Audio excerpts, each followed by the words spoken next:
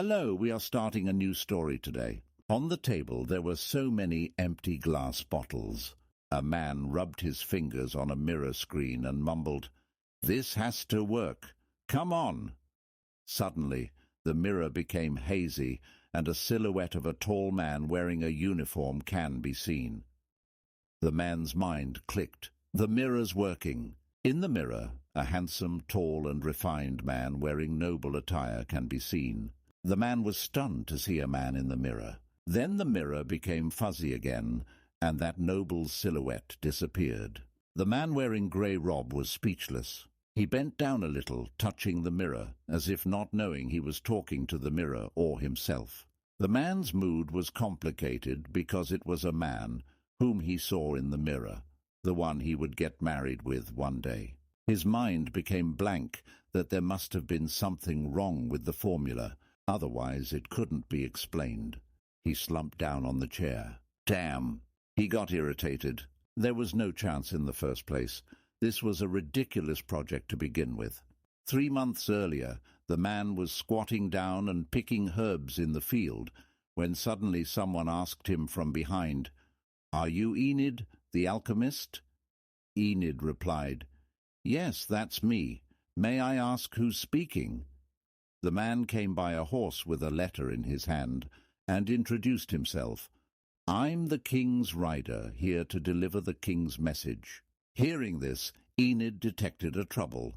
What would a king want from an alchemist in the outskirts like me, he thought. He was still in the same position as earlier, staring at him, as if he didn't understand the meaning. The rider got angry at him.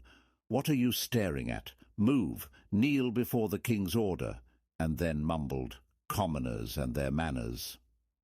Enid stood up with a stoic face, wiped his hand on his robe, and kneeled properly.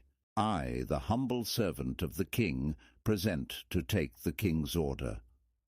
The rider smirked and commented, "Looks like the academy did teach you one thing." And then he began to read the order.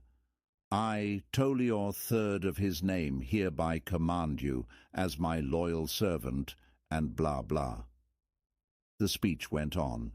Enid was feeling drowsy because of the long speech, but the last sentence made him alert.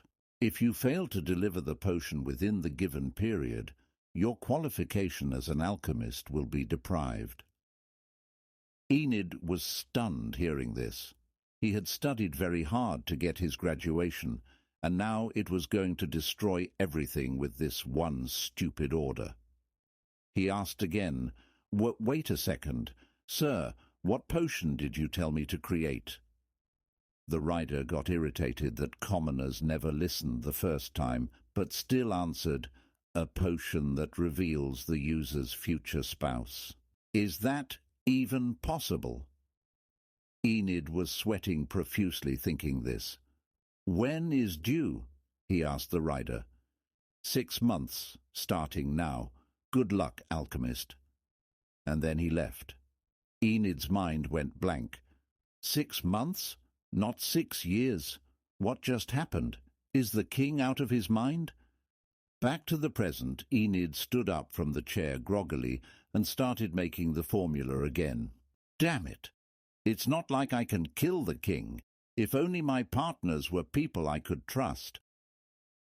In the king's letter, it was written that if one of the alchemists given the task succeeded in creating the potion, then all alchemists would maintain their licenses. But more than half of the alchemists on the list earned their license through connections. There was only one hope. That was him. After the formula was done, he again stood in front of the mirror and rubbed it with his finger. "Please work." Then the hazy mirror showed him a boy about 7 or 8 years old this time. He sighed and took the all-empty bottles out of the lab, thinking, "None of the formulas worked, and who's that kid anyway? Am I losing my license before I even pay all my debt I got to open this lab?" He poured down all the bottles into a big wooden tub, which was half filled by the previous failed experimented bottles. Suddenly he heard some noise in the bushes, and then a person plopped out of a nearby shrub. "I'm hungry," the man mumbled. Enid was first startled. Then he went there nervously. "Hey, wake up! Are you all right?" He took him to his lab and fed him some food. After eating, the man burped, "You saved my life." Glad to help. Enid smiled and thought, "I think he was a wandering fortune-teller, if I remember correctly." The man opened up his bag and took out an orb while talking. "I haven't eaten in days. You saved me from death, and since I owe you my life, I'll give back a talent of mine as a show of gratitude." Enid was embarrassed. "I'm totally fine, to be honest." But the man started his work. He put his hand on the orb and made an astonished expression. "Wow, you are an alchemist, aren't you?" Hearing this, Enid made his signature face because they were sitting in his lab, full of alchemy materials, books and tools. He thought, oh yeah, he was known to be a fraud. The man continued, "You've been gifted with talent, and your special class held you back. Anyone could see the graduation certificate hanging on the wall and the old and rusty surroundings." Enid smiled superficially. "Ha ha, you are really good at this." The fortune-teller said, "But you seem to have run into some serious trouble lately." Enid thought, "Oh? How did he guess that?"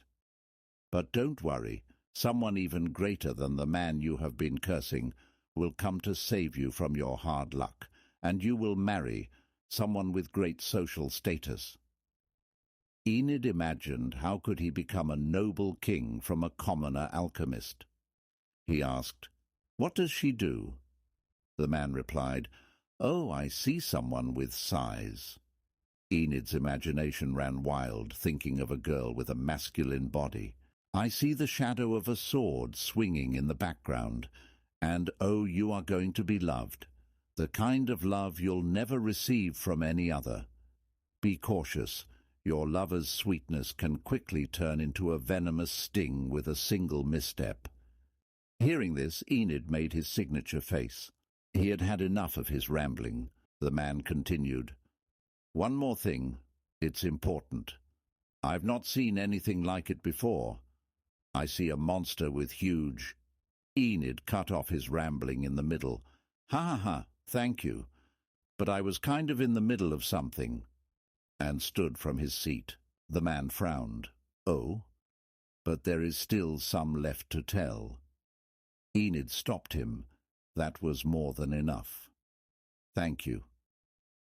He put some money on the table. "This is for your service. Take it." And he made his way to the lab again, while reminding him, "I think you will need it for the trip ahead. The exit is on your left." Enid sighed. "I don't think he will make a living out of doing that." The man was stunned to see the attitude of Enid. He took the coins and said, "It's the first time since I left the castle." Enid noticed it, not knowing if he was angry or happy. The man continued, "That someone has treated me with hospitality. Your kindness has moved me. For that, I'll reward you with the unthinkable. Now, listen carefully." The man's eyes turned black. "You will meet someone who has become a child due to a curse. Help him lift his curse. He alternates between a child and a man who's destined to rule the eastern continent. He will put a wing over your shoulders." Enid was confused. What in the world is he talking about? Enid didn't think about this incident. At that moment he had no idea that the fortune-teller's prophecy was telling nothing but the truth. On one side of the outskirt, a carriage with a white cloth covering it runs in a certain direction. Inside the carriage, a young boy's silhouette can be seen. He was none other than the boy in the mirror.